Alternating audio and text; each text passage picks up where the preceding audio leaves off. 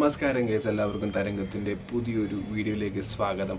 അങ്ങനെ വിനീത് ശ്രീനിവാസൻ്റെ വർഷങ്ങൾക്ക് ശേഷം റിലീസ് ആയിട്ടുണ്ടായിരുന്ന OTT നമുക്കറിയാം. അതിനെതിരെ ഒരുപാട് ട്രോളുകളും ഒരുപാട് എന്താ പറയുക ഭയങ്കര ചർച്ചകളൊക്കെ അതിനെപ്പറ്റി ഉണ്ടായിട്ടുണ്ടായിരുന്നു. ഈവൻ ഞാനൊരു വീഡിയോ ഇട്ടിട്ടുണ്ടായിരുന്നു.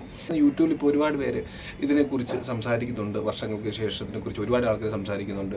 ഒരുപാട് ട്രോൾ വീഡിയോസൊക്കെ ഒരുപാട് ആൾക്കാർ ചെയ്യുന്നുണ്ട്.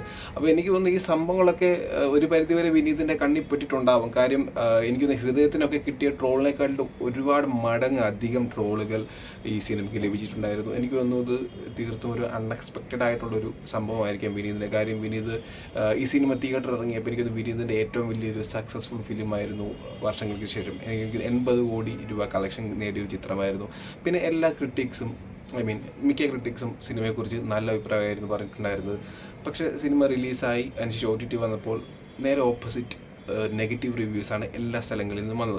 അപ്പോൾ എനിക്ക് തോന്നുന്നു ഏറ്റവും കൂടുതൽ ഇതുപോലൊരു നെഗറ്റീവ് റിവ്യൂ ഒരു സക്സസ്ഫുൾ ഫിലിമിന് വരുന്നത് വളരെയധികം കുറവാണ്. നോർമലി രണ്ട് സൈഡ് മിക്കവാറും ഉണ്ടാകാറുണ്ട്. രണ്ട് സൈഡിലും എങ്ങനെയെങ്കിലും ബാലൻസ് ആയി പോകും. പക്ഷേ ഇത്തവണ ഞാൻ കണ്ടത് എല്ലാവരും ഒരേ രീതിയിൽ തന്നെ. എനിക്കൊരു OTT റിലീസിന് ശേഷം ഒരു 100-ൽ 80% ആൾക്കാരും എൻ്റെ നെഗറ്റീവ് റിവ്യൂ ആയിരുന്നു പറഞ്ഞിട്ടുണ്ടായിരുന്നു. മെയിനായിട്ട് അതിൽ ക്രിഞ്ചായിട്ടുള്ള സീനുകൾ, പിന്നെ വിനീതിൻ്റെ ഒരേ ശൈലി ആൾക്കാർക്ക് മടുക്കുന്നു എന്നുള്ള രീതിയിലെ സംഭവങ്ങൾ, പിന്നെ ആക്ടിങ് പെർഫോമൻസിനെ കുറിച്ചിട്ട്, മേക്കപ്പിനെ കുറിച്ചിട്ട് അങ്ങനെ ഒരുപാട് സംസാരങ്ങളുണ്ടായി.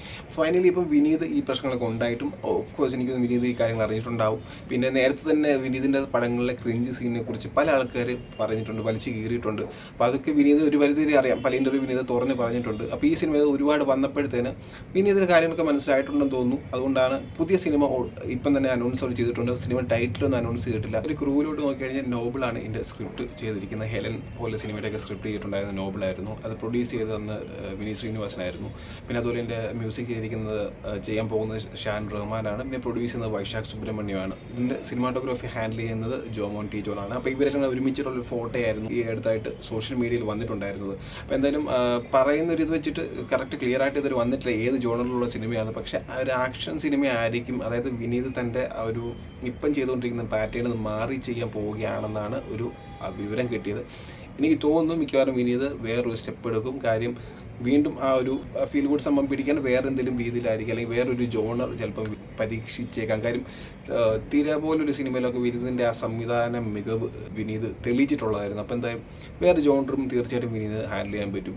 അപ്പം എൻ്റെ ഒരു ഇതെന്ന് വെച്ചാൽ വിനീത് ചെയ്തുകൊണ്ടിരിക്കുന്ന രീതി മാറിയിട്ടൊരു വേറെ രീതിയിലൊരു ശൈലിയിൽ പടം ആയിരിക്കും എന്ന് തന്നെ വിശ്വസിക്കാൻ. കാര്യം ഇപ്പോൾ അത് ഭയങ്കരമായിട്ട് റിപ്പറ്റേറ്റീവായി നമുക്ക് ഫീൽ ഗുഡ് കണ്ട് മടുത്തിരിക്കുന്ന സമയമാണ്. അത് വിനീതിൻ്റെ സ്റ്റൈൽ ഓഫ് മേക്കിംഗ് തന്നെ കണ്ട് നമുക്ക് ഏകദേശം മടുത്തിരിക്കുകയാണ്. അപ്പോൾ എന്തായാലും പുതിയൊരു ശൈലിയുമായിട്ട് അല്ലെങ്കിൽ പുതിയൊരു രീതിയിലൊരു സിനിമയായിട്ട് വിനീത് വരെ നമുക്ക് തീർച്ചയായിട്ടും പ്രതീക്ഷിക്കാം. അപ്പോൾ എന്തായാലും കൂടുതൽ സിനിമാ വിശേഷങ്ങൾക്കായിട്ട് തീർച്ചയായിട്ടും ചാനൽ സബ്സ്ക്രൈബ് ചെയ്യാൻ മറക്കരുത്. നന്ദി, നമസ്കാരം, ബൈ.